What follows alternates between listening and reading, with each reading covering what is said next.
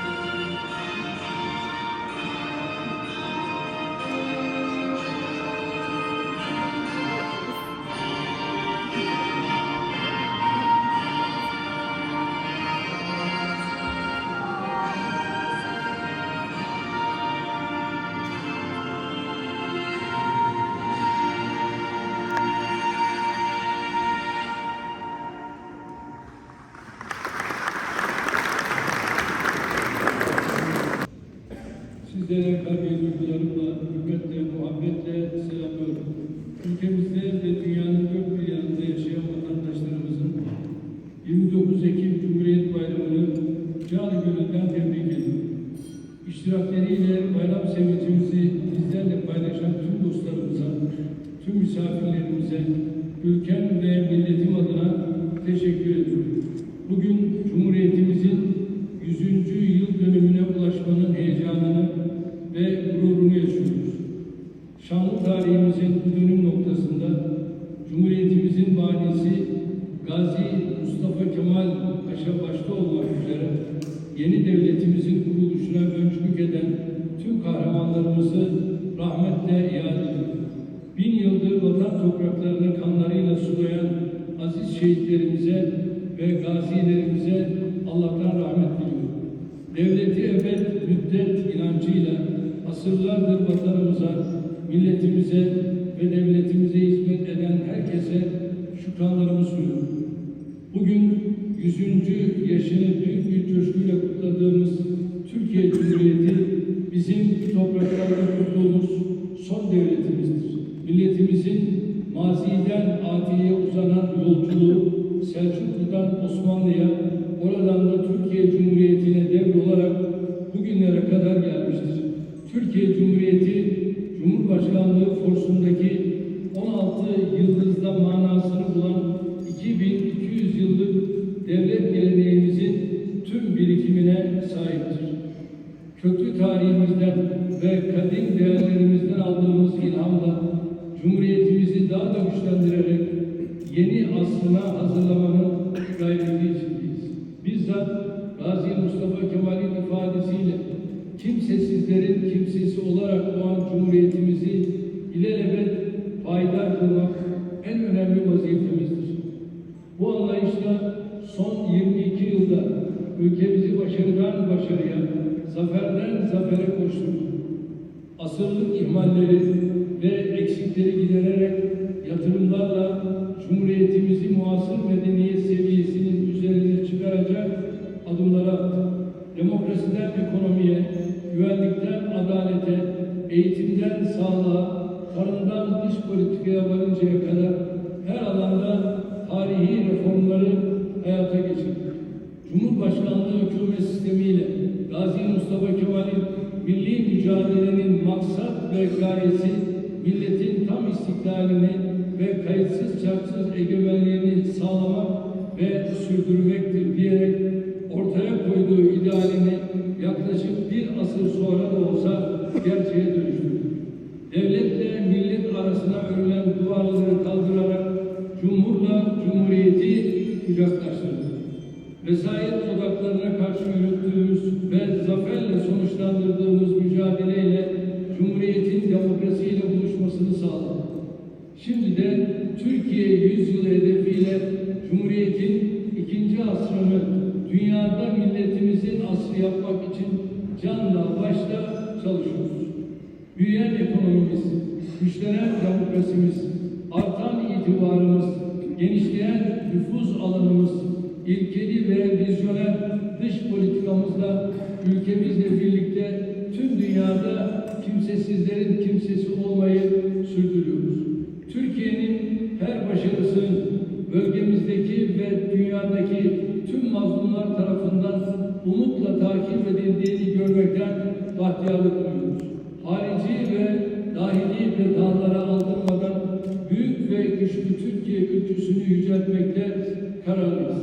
Emperyalistlerin tetikçiliğini yapan terör örgütleri, hala bir asır önceki hesapların peşinde koşan müstevlilere, ülkemizin başarılarından rahatsız olan kifayetsiz muhterisleri, hasılı millet ve memleket düşmanlarına rağmen diğer hedeflerimiz gibi inşallah Türkiye yüzyılını da hayata geçireceğiz.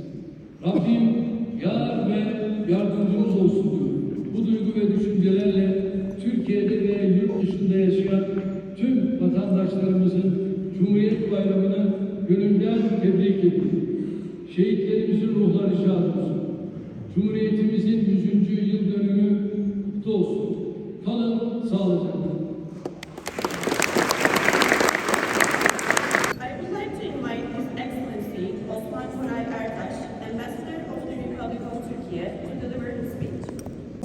For our nation, but for the history of Europe and the world. On a personal note, it is a distinct privilege to represent the Republic of Turkey in London in our centenary. The 1920s were difficult for our nation. Despite all the hardships, we have managed to create a modern and vibrant country with the leadership of Atatürk. His vision to take the nation above the standards of the contemporary world still guides us all. Our foreign policy motto, which was peace at home, peace in the world, has been guiding us as well. Today, Turkey is an influential, resilient, and respected member of the international community. Despite huge challenges, we continue to be a beacon of hope and stability for millions in a volatile region, especially as we all pray for an end to human suffering in Palestine and the Middle East. Let me also cherish our strategic relationship with the UK. We are strong partners in trade, in investments, in security, in energy, in the defense industry, and so forth. We strongly believe that this strategic partnership will continue to flourish in the years ahead. Let me also acknowledge the members of the Turkish community in the UK. Representatives of British Turks are here with us today. A warm welcome to all of you as well. We are proud of your successes, of your contribution to this vital relationship. It is indeed thanks to the Turkish-British Chamber of Commerce and the Turkish businesses that we are doing this important event in this historic building. Dear friends, some feelings are better expressed in one's mother tongue, so bear with me for short remarks in my mother tongue, Turkish. Sevgili vatandaşlarımız, kıymetli misafirler, değerli arkadaşlar, ben de hepiniz gibi bugün gururluyum, mutluyum, coşkuluyum. Ne mutlu ki 100. yılımızı Londra'da da büyük bir coşku, gurur ve onurla hep birlikte bu güzel salonda kutluyoruz. Ayaklarınıza sağlık.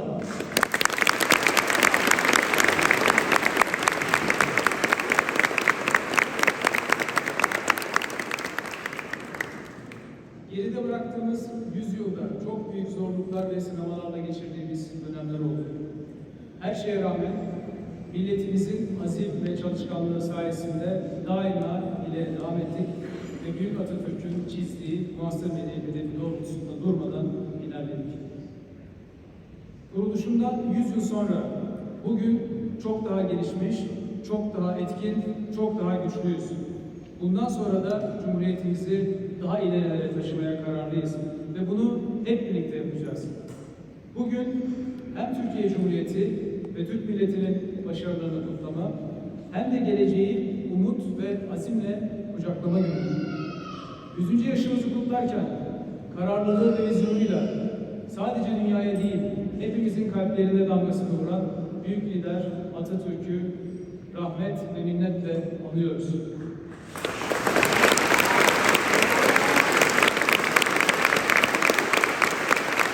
Aziz silah arkadaşlarını rahmetle yad ediyoruz.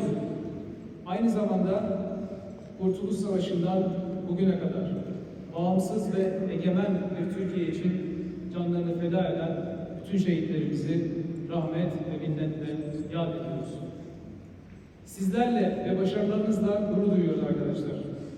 Türkiye Cumhuriyeti hepimizin gayretleriyle daima ileri gitmeye devam edecek. Dear Ministers, dear friends, thank you once again for joining us in our proud moment.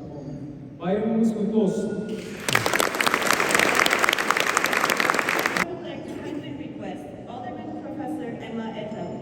Chair of Turkish-British Chamber of Commerce and Industry for her speech.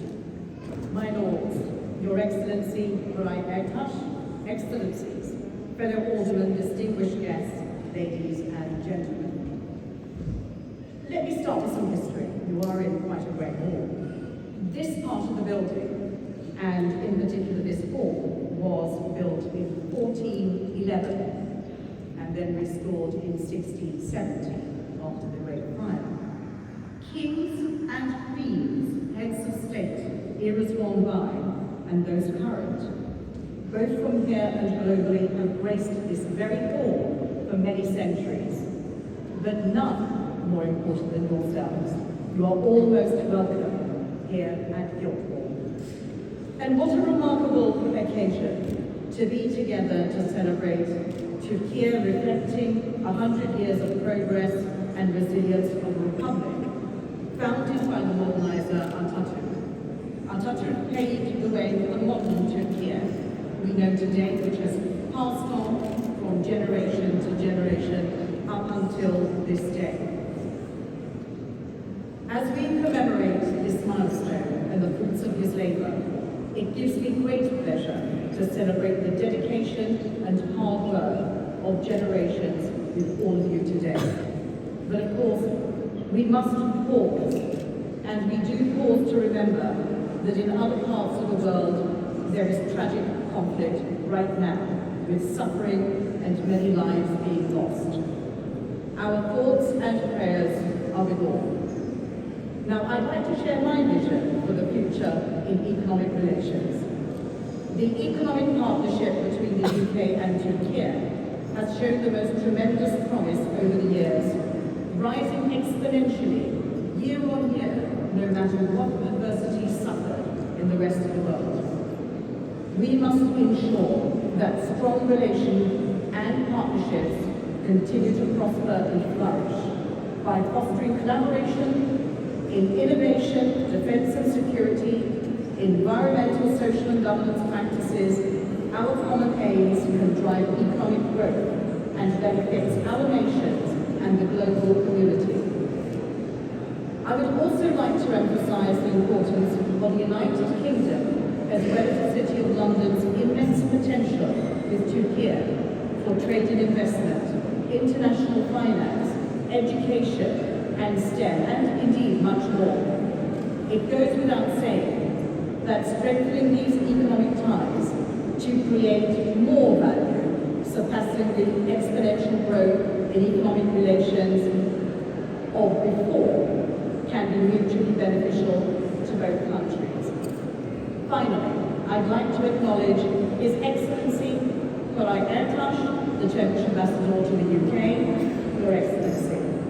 The extraordinary hard work that you have put in since you were appointed and presented your credentials for approval by our letter B created leaps and bounds in even stronger diplomatic relations between the UK and Turkey, and has been instrumental in further fostering strong economic collaboration.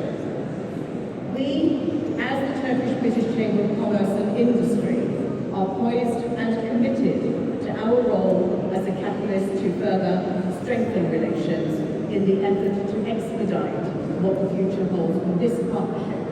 I'm genuinely excited to see what we can achieve together. As we celebrate the centenary of the Republic of Turkey, let us collectively embrace the opportunities that lie ahead. Let us work together to ensure that the next century brings even greater prosperity and cooperation between our countries. The bonds that we forge today will shape the future for generations to come. Let us mark the centenary with a renewed commitment to a stronger, more prosperous future for the UK and the Republic of Turkey. Bayramınız kutlu olsun. Happy Republic Day. Lastly, I would like to invite Lord Ahmed of Guildhall, Minister of State for the Foreign, Commonwealth and Development Office, to deliver his speech.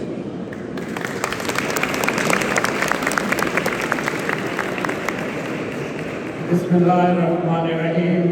Good evening and Assalamu alaikum wa rahmatullahi wa barakatuh. On behalf of the British government, together with my wife Sadiqa, we're delighted to join you today to celebrate this most important and happy occasion for Turkey. And may I begin by offering the heartiest congratulations on the centenary of the founding of the Republic. Now, as a minister, when you're talking, you try and address the back of the room, where all the noise is coming from. But this probably means one of two things. People have heard the main speech by His Excellency, the Ambassador. And I'm quite curious, Ambassador, you said something in the middle of your speech. For someone who doesn't speak Turkish, the applause started slowly, and there was a crescendo. So that's something you need to tell me what was actually said. I think Sadiqa and I stood there politely for a moment and then felt obliged to join in the applause. I'm sure it was in every way well deserved. Your Excellency, it's a great pleasure to join both you and your wife and indeed others on this auspicious occasion. Well, as was said just now, we join at a moment in time where we do reflect on the tragedy of human conflict around the world. As it is, I just returned this morning from the United Nations, and before I go any further, may I put on record and commend Turkey for its incredible, generous contributions to the current humanitarian effort in Gaza.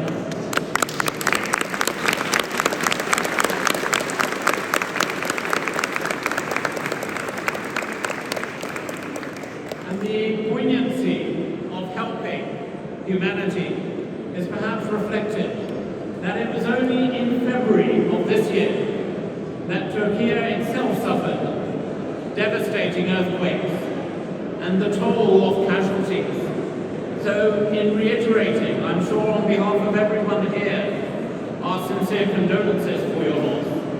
That dark moment, I'm also glad to say that our British public reached out to both Turkey and Syria and donated more than £150 million to boost UK's assistance for our friends and partners in Turkey at that time.